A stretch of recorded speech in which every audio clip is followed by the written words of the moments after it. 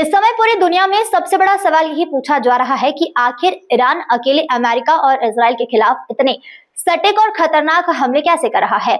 मिसाइलें सीधे अपने लक्ष्य पर गिर रही है, ड्रोन बिल्कुल सटीक निशाने पर हमला कर रहे हैं और यही वजह है कि अब दुनिया के बड़े बड़े सैन्य विश्लेषक एक नई बात कह रहे हैं। उनके मुताबिक इस युद्ध में ईरान पूरी तरीके से अकेला नहीं है, बल्कि उसे दो बड़ी वैश्विक ताकतों से लगातार मदद मिल रही है और यह दो देश है चीन और रूस। चीन की तकनीक से ईरान का हमला, क्या बदल जाएगा युद्ध? बैडो बनाम अमेरिकी GPS, क्या शुरू हो गई सैटेलाइट जंग? रूस चीन की एंट्री, अमेरिका के लिए नया संकट, शाही ड्रोन का कहर, सस्ता हथियार महंगे मिसाइल पर भारी, अंतरिक्ष से तय हो रहा युद्ध, तकनीक बना नया हथियार, अमेरिका के एयर डिफेंस पर हमला, किसकी मदद से सफल हुआ ईरान? रूस दे रहा खुफिया जानकारी, अमेरिकी मीडिया का बड़ा दावा, अगर युद्ध बढ़ा तो भारत पर असर, नाविक प्रणाली की बढ़ेगी अहमियत। चीन की तकनीक से ईरान का हमला, अब एक बेहद महत्वपूर्ण जानकारी सामने आई है। बताया जा रहा है कि ईरान अपनी मिसाइलों और ड्रोन हमलों को ज्यादा सटीक बनाने के लिए चीन के सैटेलाइट नेविगेशन सिस्टम का इस्तेमाल कर रहा है। इस सिस्टम का नाम है बैडो उपग्रह नेविगेशन प्रणाली। यह प्रणाली पृथ्वी पर किसी भी जगह की सटीक लोकेशन बताने के लिए इस्तेमाल की जाती है। दावा किया जा रहा है कि इसी सिस्टम की मदद से ईरान ने अमेरिका के 4 वायु रक्षा प्रणालियों और एक अर्ली वार्निंग रडार प्रणाली को नष्ट कर दिया। अगर यह दावा सच है तो इसका मतलब है कि यह युद्ध सिर्फ मिसाइल और बम का युद्ध नहीं रहा, अब यह अंतरिक्ष तकनीक का युद्ध बन चुका है। GPS की छिपी हुई जंग। आमतौर पर जब आप अपने मोबाइल फोन में गूगल मैप्स का इस्तेमाल करते हैं तो आपको अपनी लोकेशन दिखाई देती है। यह जो सिग्नल होता है उसे वेलियन सिग्नल कहा जाता है। यह पूरी तरह सटीक नहीं होता और इसे आसानी से जैम किया जा सकता है, लेकिन युद्ध में जो सिग्नल इस्तेमाल होते हैं वह अलग होते हैं। उन्हें कहा जाता है कि military satellite navigation signal.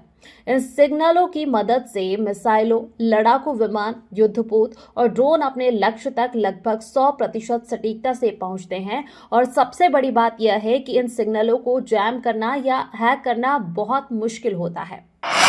America का सिस्टम और चीन की चुनौती। कई दशकों तक दुनिया में सैटेलाइट नेविगेशन तकनीक पर अमेरिका का दबदबा रहा है। अमेरिका की प्रणाली का नाम है वैश्विक स्थिति निर्धारण प्रणाली।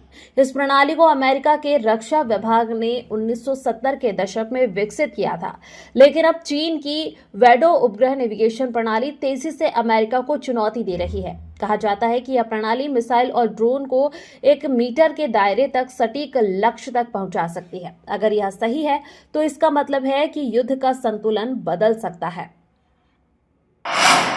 दुनिया के 6 सैटेलाइट नेविगेशन सिस्टम। इस समय दुनिया में 6 बड़े उपग्रह नेविगेशन सिस्टम मौजूद है। अमेरिका की वैश्विक स्थिति निर्धारण प्रणाली, रूस की ग्लोनास उपग्रह नेविगेशन प्रणाली, चीन की बैडो उपग्रह नेविगेशन प्रणाली, यूरोप की गैलीलियो उपग्रह नेविगेशन प्रणाली, भारत की नाविक उपग्रह नेविगेशन प्रणाली, जापान की कक्कासी जानत उपग्रह नेविगेशन प्रणाली। लेकिन इस युद्ध के बाद दुनिया में सैटेलाइट तकनीक की एक नई दौड़ शुरू हो सकती है। रूस की भूमिका। अब बात करते हैं इस युद्ध के दूसरे बड़े खिलाड़ी की, वह है रूस। कहा जा रहा है कि इस युद्ध में ईरान का सबसे खतरनाक हथियार है शाही ड्रोन, और इन ड्रोन के इस्तेमाल की आधुनिक तकनीक ईरान ने रूस से सीखी है, क्योंकि रूस की सेना पिछले कई वर्षों से यूक्रेन युद्ध में इन्हीं ड्रोन का इस्तेमाल कर रही है। ड्रोन युद्ध की नई चाल। इस समय युद्ध में ईरान एक साथ सैकड़ों ड्रोन से हमला कर रहा है। इससे अमेरिका के वायु रक्षा सिस्टम पर बहुत ज्यादा दबाव पड़ता है और यही इस रणनीति की असली चाल है, क्योंकि ईरान का एक ड्रोन करीब 18 लाख रुपए का होता है, लेकिन उसे नष्ट करने के लिए अमेरिका को करोड़ों रुपए की मिसाइल इस्तेमाल करनी पड़ती है। यानी सस्ता हथियार महंगे हथियार को चुनौती दे रहा है। समय का चक्र। जब यूक्रेन युद्ध शुरू हुआ था तब ईरान ने रूस को शाही ड्रोन तकनीक दी थी और अब रूस वही एहसान ईरान को वापस चुका रहा है। अमेरिकी मीडिया के मुताबिक रूस ईरान को अमेरिकी सेना और उनके युद्धपोतों को की सैटेलाइट तस्वीरें और खुफिया जानकारी दे रहा है। अगर यह सच है तो इसका मतलब है कि यह युद्ध अब सिर्फ ईरान और अमेरिका के बीच नहीं रहा। अब सबसे बड़ा सवाल, क्या चीन और रूस की एंट्री के बाद यह युद्ध दुनिया की बड़ी ताकतों की टक्कर बन जाएगा? क्या यह युद्ध टेक्नोलॉजी की वैश्विक जंग में बदल जाएगा? और सबसे बड़ा सवाल, इसका असर भारत पर क्या होगा? क्योंकि भारत के पास भी अपनी उपग्रह नेविगेशन प्रणाली है नाविक।